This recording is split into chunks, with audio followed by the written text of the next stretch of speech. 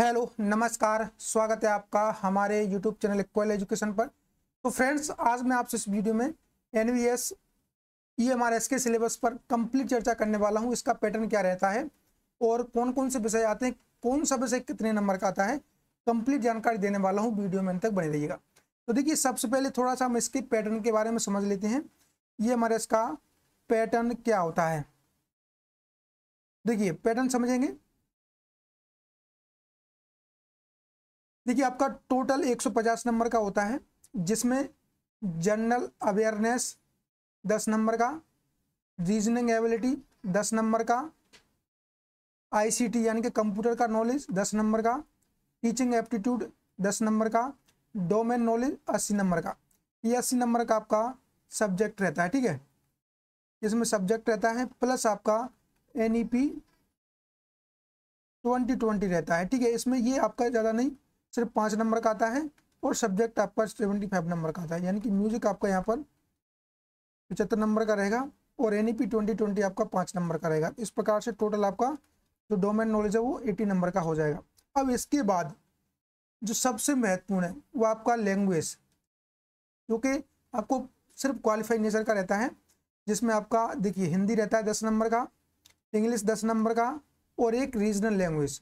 अगर आप हिंदी भाषा वाले हैं तो हिंदी आप चुन सकते हैं, इंग्लिश वाले हैं तो इंग्लिश, तमिल, तेलुगु, मराठी, उर्दू, कोई भी भाषा आप एक चुन सकते हैं। तो इस प्रकार से 3 भाषा होती हैं और तीनों भाषाओं को पास करना अनिवार्य है।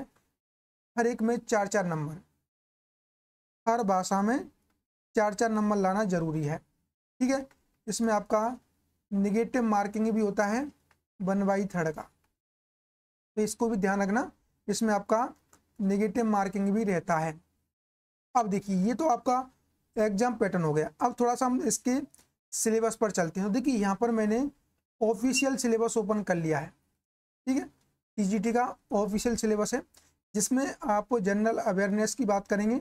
देखिए, इसमें general knowledge and current affair with special emphasis in the field of education, यानी कि एजुकेशन की फील्ड की जो करंट अफेयर रहता है उससे संबंधित यहाँ पर क्वेश्चन बनते हैं जनरल अवेयरनेस में, क्लियर।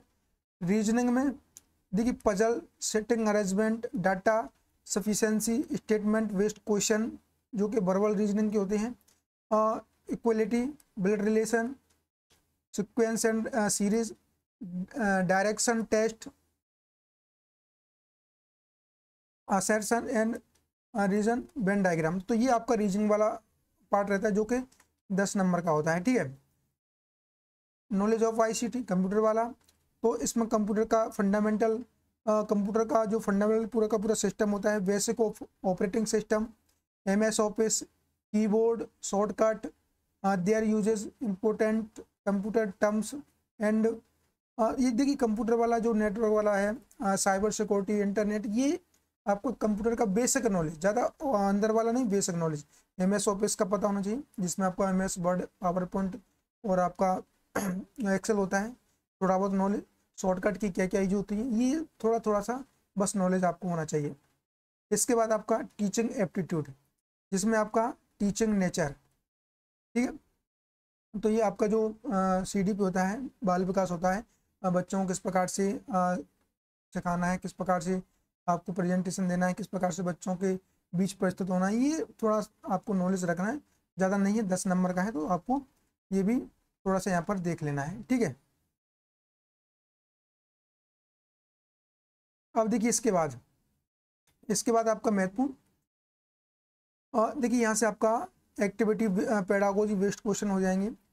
यहाँ पर एनईपी 2020 हो जाएगा, नेशनल एजुकेशन पॉलिसी 2020 में जो न्यू पॉलिसी आई उसके आधार पर, ठीक है। इसके अलावा Khelo India, fit India and other similar programs, PET only. अब देखिए, ये आपका फिजिकल एजुकेशन टेस्ट वालों के लिए होता है, ये संगीत वालों के लिए नहीं होता, तो इसके लिए आपको निश्चिंत हो जाना है, ये आपको नहीं पढ़ना है।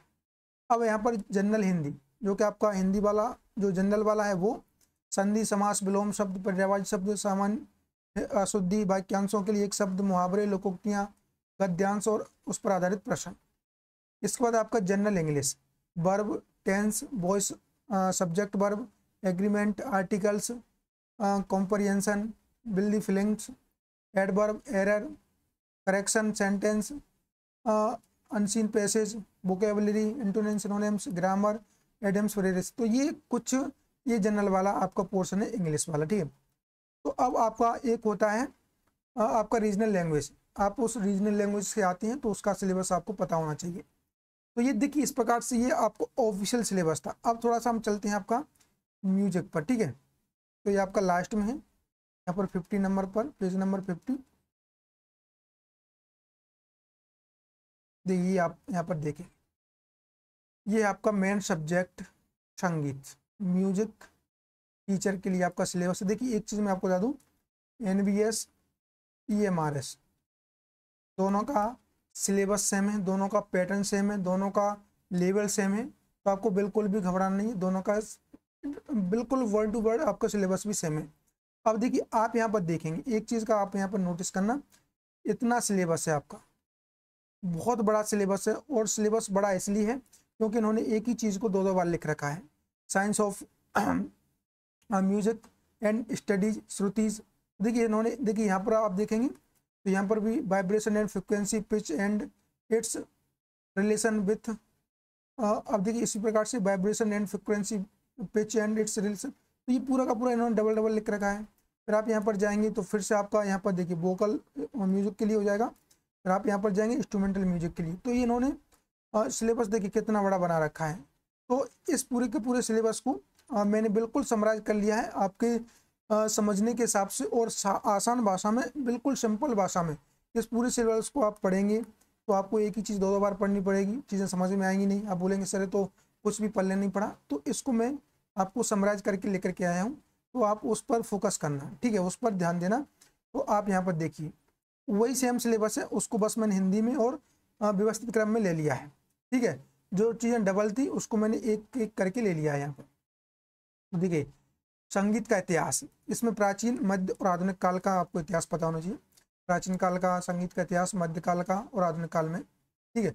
इसके बाद आपका ध्वनि एवं नाद, तो कंपन, आवृत्ति, तंत्र और वाइब्रेटर के साथ संबंध, ध्वनि की स्वर और वाद्य श्रेणियाँ, संगीतमय और असंगीतमय ध्वनि, संगति असंगति, रागों के मुख्य प्रकार, ध्वनि का अवशोषण, अनुनाद और प्रतिध्वनि। तो ये आपका जो कंपन और ध्वनि वाला पोर्शन था पूरा का पूरा मैंने आपको यहाँ पर बिल्कुल कुछ चंद शब्दों में यहाँ पर मैंने आपको एक्सप्लेन कर दिया है। उसी के साथ नेक्स्ट स्वर और श्रुति, ठाट प्रणाली, ग्राम, स्वर, श्रुति, मूर्छना, श्रुति अवधारणा, लोचन, ओवल, पुंडरिक, विट्ठल। तो जो श्रुति अवधारणा है प्राचीन काल में स्वर के श्रुति पर थी, मध्यकाल में स्वर के श्रुति पर थी, ये आपका लोचन, ओवल, पुंडरिक, विट्ठल इन सभी के आधार पर।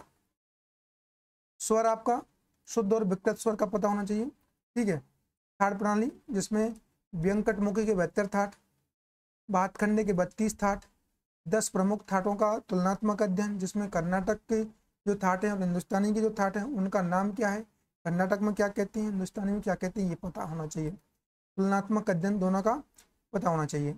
राग परिचय और उसका अध्ययन, देखिए प्रमुख रागों का अध्ययन। अब प्रमुख राग कौन कौन से हैं वो मैं आपको बताने वाला हूँ। इसमें रागों का न्यास, अपन्यास, अल्पत्व, जो राग के 10 लक्षण है ना, क्या है आपका, राग के 10 लक्षण, उनका तुलनात्मक अध्ययन करते हुए पता होना चाहिए, ठीक है। इसी के साथ साथ आलाप, तोड़ा, झाला के साथ गत लेखन, रागों की पहचान उनके नोट्स के आधार पर, यानी कि आपका पकड़ के आधार पर रागों की पहचान आपको पता होना चाहिए। इसी के साथ साथ ताल प्रणाली, तालों के संकेत लिखना, ताली खाली विभाग किस प्रकार से लिखा जाता है, इनके संकेत क्या होती हैं, ये भी आपको पता होना चाहिए। संगीत के प्रमुख घराने पता होना चाहिए, जिसमें आपका ख्याल के घराने, ग्वालियर, आगरा, किराना, पटियाला, दिल्ली, भिंडी बाजार, मेवाती, ये घरानों का पता होना चाहिए। इसी के साथ साथ तबले के घराने, ठीक है, तबले के 6 घराने उनका पता होना चाहिए। सितारे के घरानों का पता होना चाहिए। तो घरानों में आपका कंप्लीट घराने हो जाएंगे, ठीक है। उसके साथ साथ आपका वाद्य वर्गीकरण, अब वाद्य वर्गीकरण में जो सारंग देव जी ने दिया था चतुर्वेद वाद्य वर्गीकरण, उसका पता होना चाहिए।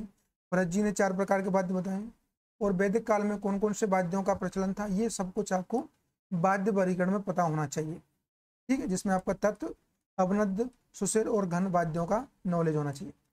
इसके बाद गायन शैली, ध्रुपद, धमार, ख्याल, ठुमरी, टप्पा, चतुरंग, तराना का नॉलेज होना चाहिए, ये उत्तर भारत की हैं। उसके साथ साथ दक्षिण भारत की गायन शैली, पदम, तिल्लाना, जावली, इनका भी नॉलेज होना चाहिए। कृति जो आपके दक्षिण भारत की कर्नाटक की जितनी भी शैली है उनका नॉलेज होना चाहिए।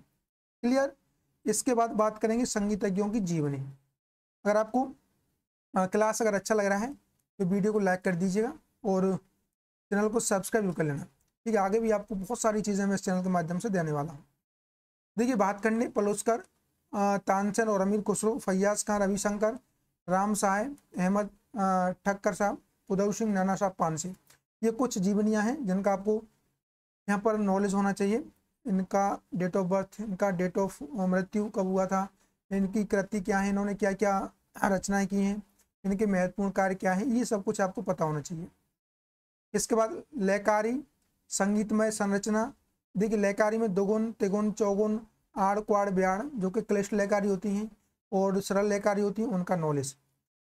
विविध प्रकार की बंदिशें और गति लिखने का नॉलेज। अब देखिए, तिहाई, लग्गी, लड़ी, तोड़ा, टुकड़ा, परन, रेला, झाला के बोल, ठीक है, दमदार, बेदम, तिहाई, ये पता होना चाहिए। परिभाषिक शब्दावलियां हैं बेसिकली। संगीत ग्रंथ। अब क्या है संगीत ग्रंथ में आपका, तो नाट्य शास्त्र है, बृहदेशी है, संगीत रचना ग्रंथ, जो कि महत्वपूर्ण ग्रंथ है, इनका कंप्लीट डिटेल में वर्णन।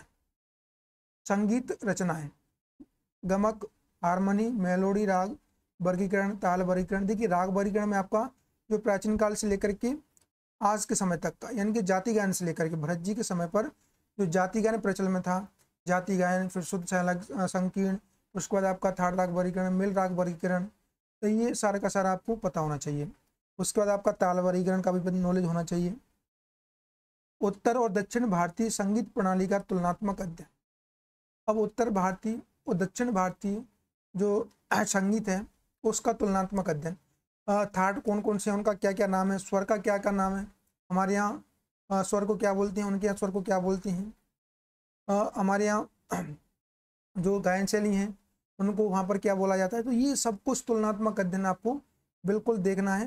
हमारे यहाँ का उत्तर भारतीय संगीत पद्धति और कर्नाटक संगीत पद्धति, और आपका विष्णु दिगंबर स्वरलिपि पद्धति, भातखंडी स्वरलिपि पद्धति का भी तुलनात्मक अध्ययन होना चाहिए। अब स्केल, स्केल आपका पाश्चात्य में आ जाएगा। Diatonic scale, Pythagoras, tempered, major, minor, ये स्केल पता होना चाहिए। वीणा पर स्वरों की स्थापना श्रीनिवास जी के अनुसार और अहोबल जी के अनुसार, दोनों के अनुसार ये आपको पता होना चाहिए। उत्तर दक्षिण ताल पद्धति का तुलनात्मक अध्ययन, तो ये ताल पद्धति है उसका तुलनात्मक अध्ययन। अब देखिए राग, तो राग में दरबारी हो जाएगा, हिंडोला, बसंत, रामकली, मारवा, शुद्ध कल्याण, तोड़ी, जय जयवंती, कामोद, पूर्वी, पुरिया, बहार, देशकार, अड़ाना, मुल्तानी, श्री, गौड़सारंग, जौनपुरी, ललित, देसी, मियाँ मलार, चंद्रकोंश, बागेश्वरी, सोनी, छायनट, शंकरा, जोगिया, परज और पूरिया, धनाश्री, ये आपका 28 यहाँ पर राग हैं और इन रागों का डिटेल में एक्सप्लेन हम करेंगे और डिटेल में तैयारी करेंगे। अगर आप हमारे साथ जुड़ करके तैयारी करना चाहते हैं तो बेहतरीन आपके लिए यहाँ पर कोर्सेज अवेलेबल हैं, तो आप हमारे साथ जुड़ करके तैयारी कर सकते हैं। अब बात करेंगे ताल के बारे में, ठीक है। पैरवा, दादरा, त्रिताल, एकताल, रूपक, झपताल, चौताल, चूलताल, झूमरा, धमार, जत्ताल, तिलवाड़ा, पंजाबी, दीपचंदी, पंचम सवारी, फरुदस्ताल, कुंभ, शिखर, आड़ाचार ताल, धुमाली, ब्रह्मताल, लक्ष्मी, रुद्र, विवास, पश्तो, शिखर, बड़ी सवारी, अष्टमंगल, गणेश, मणिताल, तीव्रा, तो ये ताल हैं आपकी। अब देखिए, ये पूरा का पूरा सिलेबस बहुत बड़ा है, तो इसकी पीडीएफ में टेलीग्राम ग्रुप पर शेयर कर दूंगा, ठीक है। टेलीग्राम को आप ज्वाइन कर लीजिएगा, ठीक है। तो टेलीग्राम को आप ज्वाइन कर लीजिएगा, वहाँ पर मैं इस पीडीएफ को शेयर जरूर कर दूंगा। अब परिभाषिक शब्दावलियों में गंधर्व गान, गीत, देसी संगीत, स्थाय, मुक्चालन, नवद्य अनवद्य गान, अक्षिप्तका, स्वच्छता नियम, राग लक्षण, रागालाप, रूपकालाप, आलप्तिगण, स्वच्छता नियम, ये सब कुछ, मीड़, तान, जमजमा, सूत, घसीट, त्रिपल्ली, चौपल्ली, चक्रदार बोल, लोम, विलोम, फरमाइशी, चार बाग, स्तुति के बोल, झूलना के बोल, दमदार, बेदम, लड़ी, लगी, ये आपको पता होना चाहिए, ठीक। तो ये था आपका कंप्लीट सिलेबस, ये था आपका कंप्लीट सिलेबस। उम्मीद करता हूँ आपको अच्छा लगा होगा और आपका बहुत बड़ा सिलेबस को मैंने जो मेन चीज़ें हैं यानी कि पूरा सिलेबस इसमें कवर है, बस मैंने जो चीज़ें 4-4 बार लिख रही थी, 2-2 बार लिख रही थी, उनको एक बार लिख के और व्यवस्थित क्रम में मैं आपके बीच उपस्थित यहाँ पर कर दिया हूँ। ठीक, अब आपके लिए मैं बता दूँ, इस सिलेबस के आधार पर कंप्लीट आपके लिए बैच हमारे पास अवेलेबल है।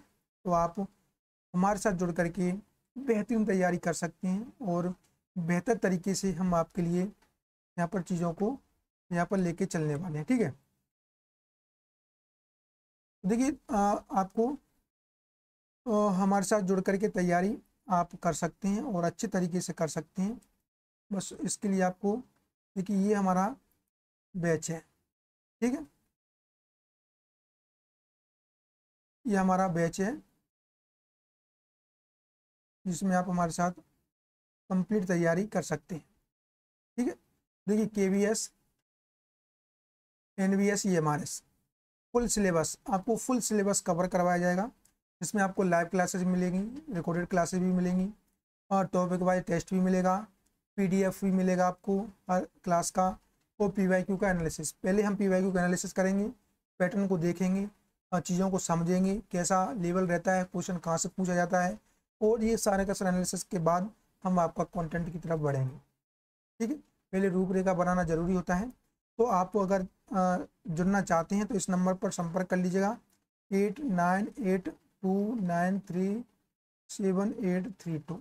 ठीक है, कुछ भी क्वेरी है तो आप कमेंट जरूर कर लीजिएगा, और सिलेबस की PDF हम टेलीग्राम पर शेयर कर देंगे, तो आप ज्वाइन कर लीजिएगा। आज के लिए इतना ही, मिलेंगे नेक्स्ट, जब तक के लिए जय हिंद, जय भारत।